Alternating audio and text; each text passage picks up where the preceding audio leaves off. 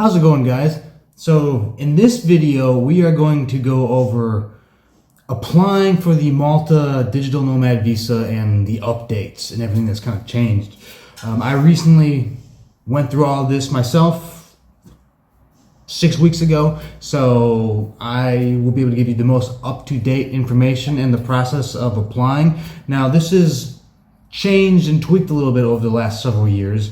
So if you're looking at applying for the visa in the coming months, maybe the next year or so, this will be the most up-to-date information. And some of the paperwork and application process has changed from previous years, or the timetable has changed a little bit. So we're going to kind of go over all that so you know exactly what to expect, and I'm going to give you some tips on how to shorten the length of time you're going to be waiting on it, because I learned through my own experience, what to do, what not to do, and everything. So we're not going to go over too much like the financial information, because that tends to change yearly a little bit. It's kind of, most of these European digital nomad visas, they kind of base it off of what locals have to make in order to, a living wage kind of stuff. So make sure to always double check on that before you apply, because if, as soon as I say a number now, it is going to change 6 months down the road. But I think at present, you had to make, I think you had to clear about $4,000 US. Again, that's going to change and based on, conversion rates and everything. Anyways, so you still apply all your information through the through the Nomad portal, the Malta Nomad portal. When you apply, it's going to tell you that you are going to get your answer within 30 business days.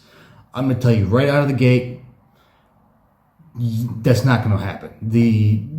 It is better to assume it is going to take 60 business days rather than 30. For me, it was much closer to 60, and just talking with other people that applied during a similar time as me, they were same boat. It took very similar, almost 60 business days. So even though I don't think it's changed, I don't think that those numbers have changed on the website, just anticipate it's going to take at least 60 business days or up to 60 business days for your application to get processed and for you to get word back on if you've been approved or not. So,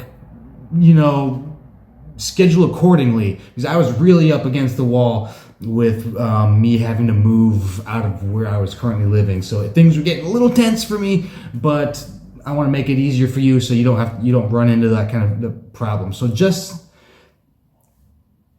when you're mapping everything out, when you want to move and everything, just tell yourself it's going to take 60 business days, and if it happens before that, awesome. It should happen before that, but just 60 days. So you're going to apply, you're going to email send all your information to the portal. And now, when you send, really the most important information is the financial documentation. You'll get your FBI background check. That's, it's easy enough to get. And the other just general information that you require, but you really need to focus on the financial documentation. Now, they ask you to send the previous 3 months financial information. They want bank statements. If you are a W-2 worker, they want, just kind of, you can send your salary, what your bank statement will show you. For when you apply, you have to send your bank deposit information. Now, I sent them 2 forms because I didn't know if they needed just the incoming deposits into the account or they wanted to know incoming and outgoing. I wasn't totally sure, so I sent both just to. In this situation, it's always better to provide more than less, and we'll get into that in a little bit. But so I provided 3. They asked for 3 months back bank statements. That's the same thing if you are, freelance, self-employed, all that good stuff. Now, they got back to me and they required more information. Now, I'm going to tell you what other paperwork to include, so you don't have to do that, because once they get back to you and ask for more information, that's going to kick back your waiting time like another week at least. So this information should hopefully help you avoid that. Now, I made far more than the minimum financial requirements. However, I am freelance, work for myself, whatever, so monthly it can fluctuate. And they got back to me and asked not only for invoices of every incoming payment that I received from, clients and the different people that, I did work for. They also asked for me to send in my previous year tax return.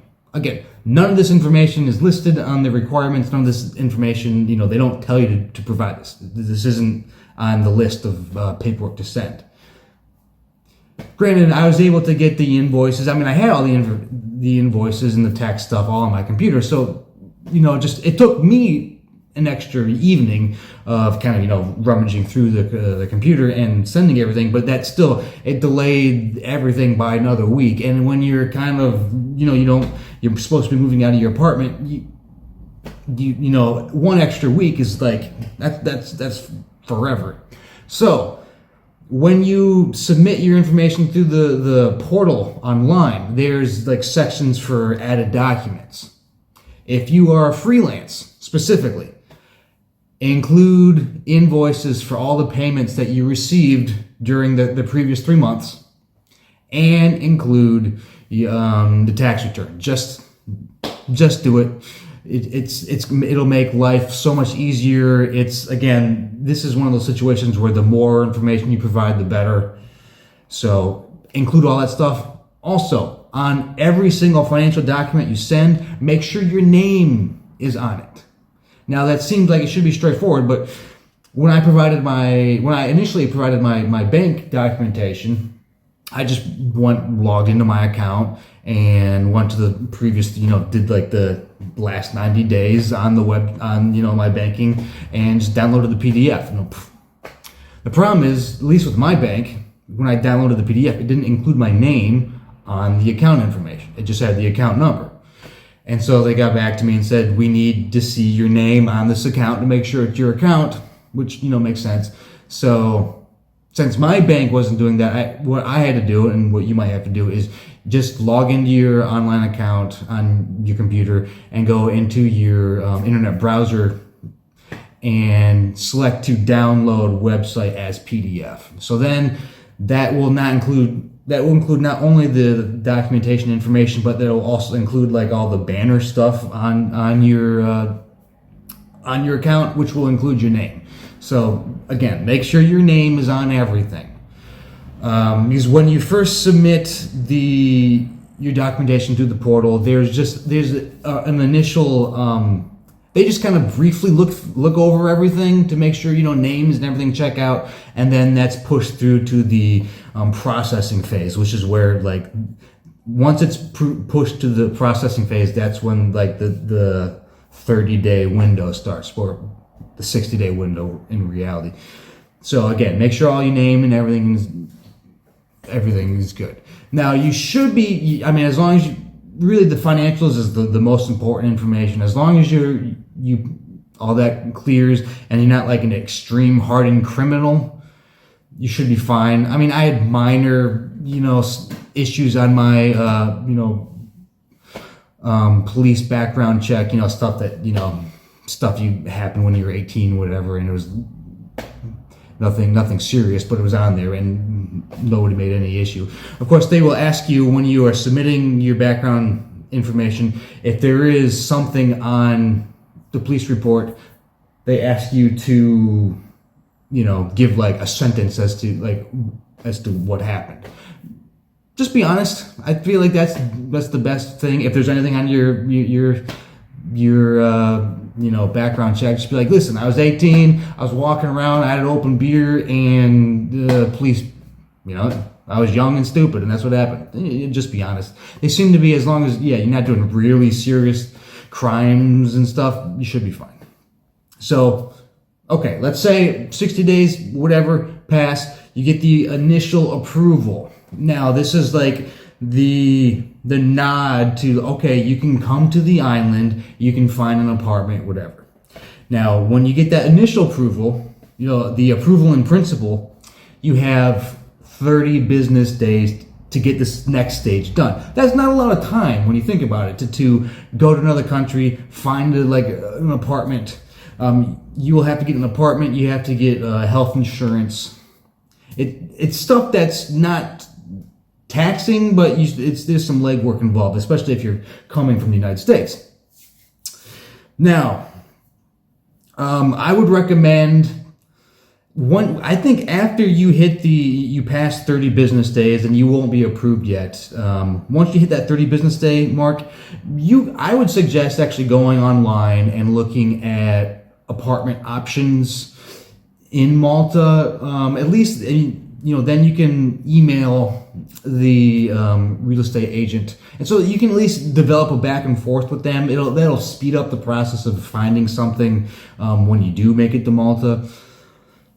There's always, if you've never lived outside of your home country, there's always a bit of a learning curve and a situational curve that you got to deal with. Every country's has its own thing. So if you can kind of start getting connected with the real estate agent and letting them know what you're looking for and your price range and all that stuff, that'll save you some time. Now, excuse me. Now, we will go over the apartment stuff and the insurance stuff. The apartment stuff is pretty straightforward. Now, if you've never lived outside the United States, this is a little more common elsewhere, but you are generally not going to just directly talk to the person or the agency that's renting out the apartment. You will go through essentially a real estate agent, like the same way as if you were buying a house. And they will connect. I mean, if we're being honest, they are kind of like, it'd be easier if you just did it yourself. And this isn't like specific for Malta. This has been every other country I've lived in. It would be easier if I was just able to do it, but that's just not how it works. There's you have to go through the middleman with this situation. So that's just how it is. Prepare yourself for that. But so you'll work with the agent, you'll find an apartment, and you're going to have to pay your first month's rent, a security deposit, and an agency fee. Which the agency fee, it might depend on who you're working with.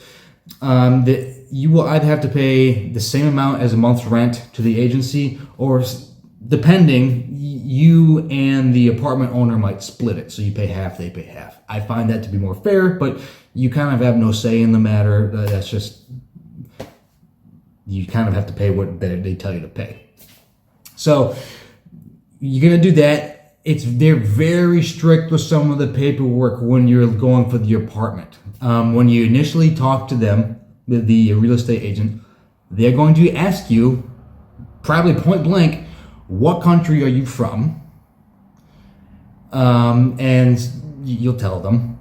And when you find an apartment and you agree to terms, there's a lot of very specific documentation. Like the documentation to lock an apartment was the most extreme that I've ever been to. Like I've lived in Peru, I lived in Argentina, I lived in Albania, and I lived in Malta now, beyond the United States. And this is the most kind of intense paperwork thing. I mean, the landlord will walk you through everything, but Malta they had an issue where one person would come in for an apartment and they'd sign a lease, and a week later there'd be 15 people living in the apartment. And to avoid that, you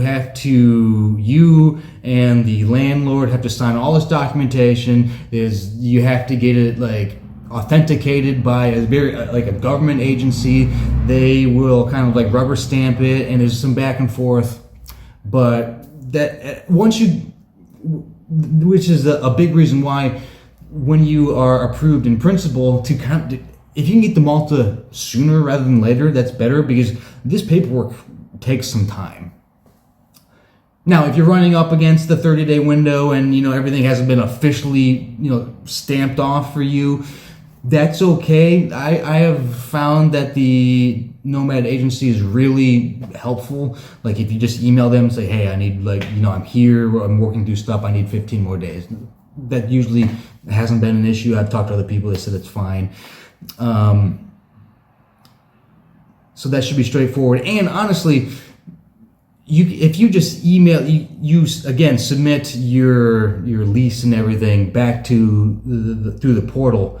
If that thing that you email hasn't been like officially notarized yet, that actually that'll buy you some time, because you'll email it to them and they'll see it and they'll get back to you and be like, hey, this needs to be notarized, blah blah blah. But at least they know that you've had the initial thing, and then that'll buy you some more time. It doesn't take too long to get notarized, especially since the landlords know it has to be notarized. So they will be able to do it with you, and it won't take long. But just be prepared that you're going to have to go through a lot of extra stuff with the landlord when you're doing that. So just be prepared for, it's really more timing wise than anything else, but just know that that's what's going to happen. The other thing is the insurance, the health insurance. You have to have health insurance to receive the official approval for the visa. Now, this is not travel insurance. You can't get travel insurance to cover you. That's not going to fly. Whatever. You have to go through a specific agent. Like, there's a handful of specific agencies that will cover you while you're living in Malta. I believe you actually have to have it for the entire EU, for when you're getting your health insurance. You'll tell them that you're going to spend the majority of your time in Malta, but that, because it's easier for you to go to other pockets of Europe, you need to be covered for that too. I'm not going to recommend a specific insurance, because, what your needs are might be different from mine. But you do have to pay for the entire year of insurance up front. You can't do monthly for this. The Nomad agency needs to know that you are fully covered for the full year. What I'm guessing is, in the past, they had people, sign up for health insurance and then just go monthly and then cancel it after they were approved. And then that kind of causes all kinds of problems for Malta. If you then have to do medical stuff and you don't have your own insurance, then so you have to pay for the whole year in advance, and you have to do different documents. Like, you have to sign paperwork that says you yourself will be financially responsible for any expenses above and beyond what insurance covers. So you're gonna have to do that. The Nomad agency they'll tell you exactly what you have to do, and it's very straightforward. So that's not a problem. You don't have to remember it right now, but they will just let you know. But that's the biggest thing. So bunch that into your expenses the full year. Now mine, I kind of went with bare bones. I'm very healthy. I don't have medical problems, whatever. So I just kind of went with the cheapest one that I could find, and that ended up, I think that was about €700.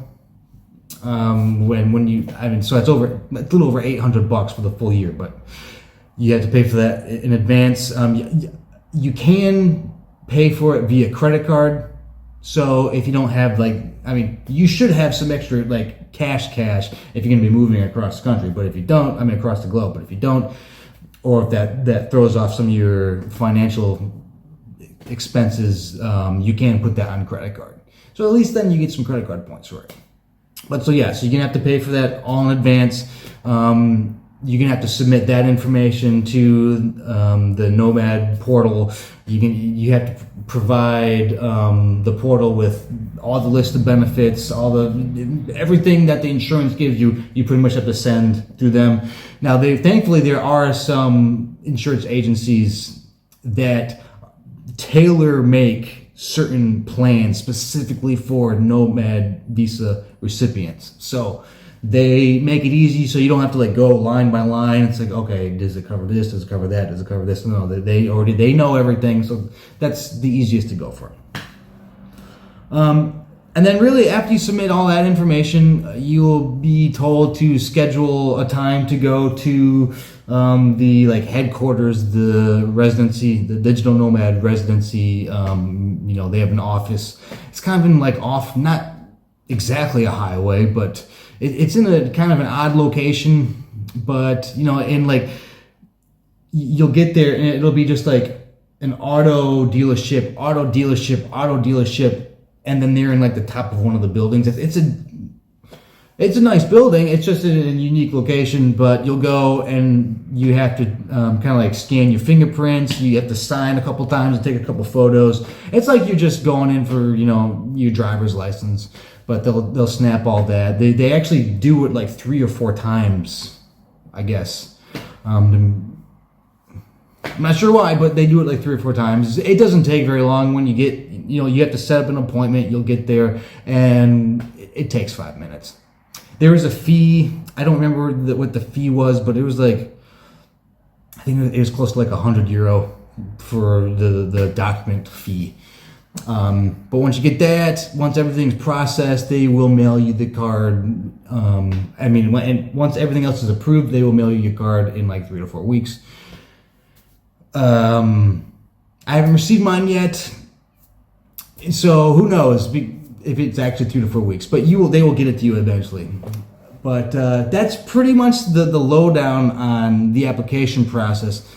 Really, to summarize, submit more information than necessary, especially with your financials, and really especially if you work for yourself, if you are, you know, a contract worker or whatever. Send in your invoices. If you have last year's tax returns, send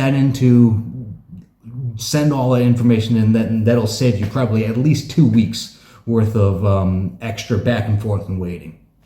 So that's really the updated thing. This is February. I mean, we're in March now, 2026. I applied. This was all the paperwork I did starting in October of 2025, and then kind of completing in January/February of 2026. So this is as up-to-date and as recent as we can get at the moment.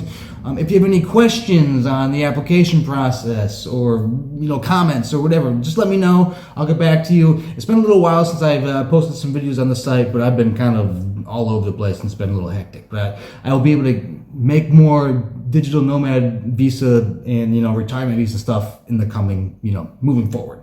But anyways, yeah, like, subscribe, do all that good stuff. Questions, let me know and I'll get back to you. And good luck with everything.